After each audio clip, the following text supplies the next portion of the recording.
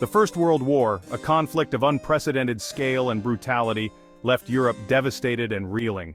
The Treaty of Versailles, intended to bring lasting peace, instead created deep-seated resentment and instability.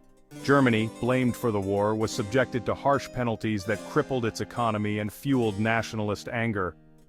The treaty imposed crippling reparations on Germany, demanding payments that far exceeded its capacity to pay.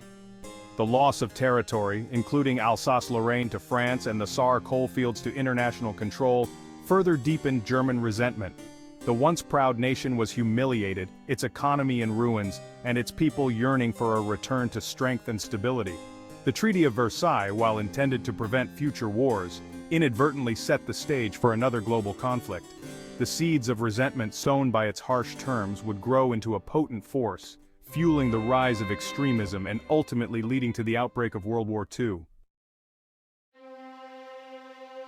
The 1920s, a decade of apparent prosperity, masked deep-seated economic problems that came to a head with the Great Depression. The stock market crash of 1929 sent shockwaves through the global economy, leading to widespread unemployment, bank failures, and social unrest. The economic crisis exacerbated existing political tensions, creating fertile ground for extremist ideologies to take root. In Germany, the Depression hit particularly hard, pushing the already fragile economy to the brink of collapse. Unemployment soared, and millions were plunged into poverty and despair. The Weimar Republic, already struggling to maintain stability, faced mounting challenges from both the left and the right. The Nazi Party, with its message of national revival and scapegoating of minorities, found a receptive audience among the disillusioned and desperate. The global economic depression created a climate of fear, uncertainty, and anger. Traditional political systems were seen as ineffective, and people were increasingly drawn to radical solutions. The rise of fascism, with its promises of national unity and economic recovery, offered a seductive alternative to the chaos and despair of the times. The 1930s witnessed the rise of fascist dictatorships in Germany, Italy, and Japan, each driven by a toxic mix of nationalism, militarism, and expansionist ambitions. These regimes, led by charismatic but ruthless figures, exploited economic hardship and social divisions to consolidate power and crush opposition. In Germany, Adolf Hitler and the Nazi Party capitalized on the widespread discontent and anger following World War I and the Great Depression. Hitler's message of national revival, based on racial purity and territorial expansion, resonated with a population desperate for change. The Nazis skillfully used propaganda, intimidation, and violence to silence opposition and establish a totalitarian state. The rise of fascism in Europe and Asia posed a grave threat to world peace. These regimes, driven by a thirst for power and a belief in their own superiority, were determined to reshape the world order by force. Their aggressive actions and expansionist ambitions would ultimately plunge the world into another global conflict. The Treaty of Versailles, while intended to cripple Germany's military capabilities, inadvertently fueled the very nationalism it sought to suppress. The limitations imposed on the German military, including restrictions on troop numbers and equipment, were seen as a national humiliation. This resentment created a powerful undercurrent of support for rearmament and a desire to restore Germany to its former glory. The treaty's restrictions on the German military, combined with the economic hardship of the Great Depression, created a fertile ground for the rise of militaristic ideologies. The Nazis exploited this sentiment, promising to restore German pride and power through rearmament and territorial expansion. Their message resonated with a population eager for a return to strength and stability. The Treaty of Versailles, while intended to prevent future wars, inadvertently created the conditions for another global conflict. The harsh terms imposed on Germany, combined with the economic and political instability of the interwar period, fueled the rise of extremism and set the stage for World War II. Section 5. Voices of Fury, Hitler's Charisma and the Nazi Propaganda Machine. Adolf Hitler, a charismatic and ruthless leader, played a pivotal role in the rise of Nazi Germany and the outbreak of World War II. His powerful oratory skills and ability to tap into the anxieties and resentments of the German people enabled him to amass a devoted following and consolidate power. Hitler's ideology, a toxic mix of nationalism, anti-Semitism, and a belief in German superiority, provided a dangerous framework for his expansionist ambitions. The Nazi propaganda machine, under the control of Joseph Goebbels, played a crucial role in shaping public opinion and suppressing dissent. Through carefully crafted messages disseminated through radio, film, newspapers, and mass rallies, the Nazis effectively controlled the flow of information and instilled fear and obedience in the population. Dissent was ruthlessly crushed and alternative viewpoints were silenced. Hitler's charisma and the effectiveness of the Nazi propaganda machine were instrumental in the rise of Nazi Germany and the outbreak of World War II. Through a combination of manipulation, intimidation, and violence, the Nazis were able to transform German society and set the stage for global conflict.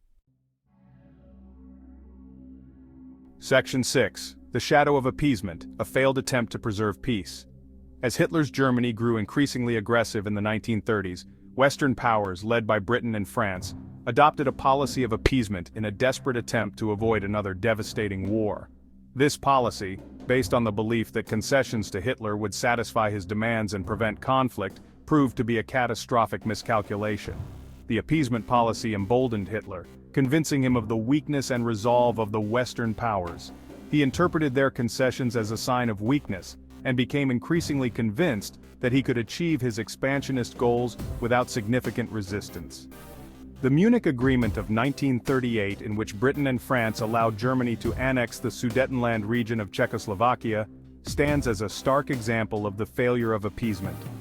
The policy of appeasement, while intended to prevent war, ultimately contributed to its outbreak. By failing to confront Hitler's aggression early on, Western powers emboldened him and allowed him to amass the power and confidence to launch a full-scale war.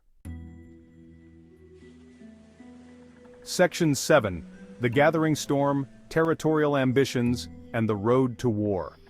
Hitler's Germany, driven by a desire to regain lost territory and establish dominance in Europe, embarked on a series of aggressive actions that escalated international tensions and set the stage for World War II.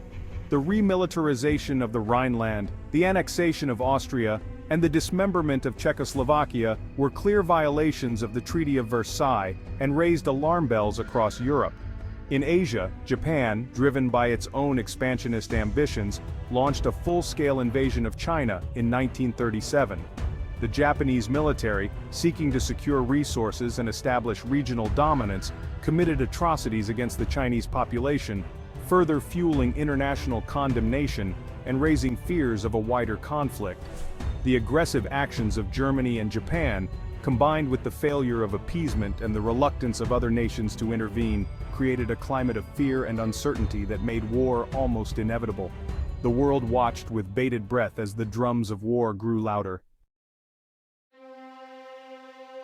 Section 8. The spark ignites invasion of Poland and the outbreak of World War II. On September 1, 1939, Germany, under the leadership of Adolf Hitler, launched a surprise attack on Poland, marking the beginning of World War II. The invasion, a carefully planned military operation, employed blitzkrieg tactics, combining swift armored advances with overwhelming air power to quickly overwhelm the Polish defenses. The invasion of Poland triggered a chain reaction as Britain and France, honoring their treaty obligations, declared war on Germany on September 3, 1939. The world watched in horror as Europe descended once again into the abyss of war. The conflict, which would last for 6 long years, would ultimately claim the lives of tens of millions of people and reshape the geopolitical landscape of the world. The invasion of Poland marked the beginning of a global conflict that would have profound and lasting consequences for the world. The war, fueled by ideologies of hate and expansionism, would test the limits of human endurance and forever alter the course of history. Section 9. Could war have been averted? A question for the ages. The question of whether World War II could have been prevented is a complex and multifaceted one that continues to be debated by historians to this day. Some argue that the war was inevitable, a consequence of the unresolved issues and resentments stemming from World War I and the Treaty of Versailles. Others contend that the conflict could have been averted had Western powers taken a more forceful stance against Hitler's early aggressions. The policy of appeasement, while well-intentioned, is often cited as a critical factor that emboldened Hitler and allowed him to amass the power and confidence to launch a full-scale war. Had Britain and France confronted Hitler earlier, perhaps by enforcing the Treaty of Versailles or forming a united front against German aggression, the course of history might have been different. Ultimately, the question of whether World War II could have been prevented is a hypothetical one that we can never definitively answer. However, by studying the events leading up to the war, we can gain a deeper understanding of the complex interplay of factors that contributed to this global tragedy and learn valuable lessons about the importance of diplomacy, deterrence, and the defense of freedom and democracy.